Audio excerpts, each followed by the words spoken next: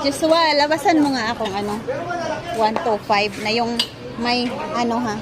Yung may, alam mo yung may pang dikit. Or doon, kahit dito siguro.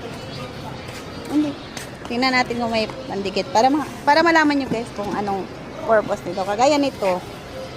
Walang nakakaalam nito kung ano to. Ang alam nyo siguro is pang display lang. Ito. Ayan. Videohan mo nga ako. Ano? Ayan. Kasi ang purpose nito is ayan, kagaya niyan. Pero ito, hindi naman ako sobrang laki na. O diba, kagaya nito. Ayan. Batuldok lang siya. Ganyan. Yan ang ginagawa na iba. Or dinidikitan nila talaga ng ganito. Ayan. Parang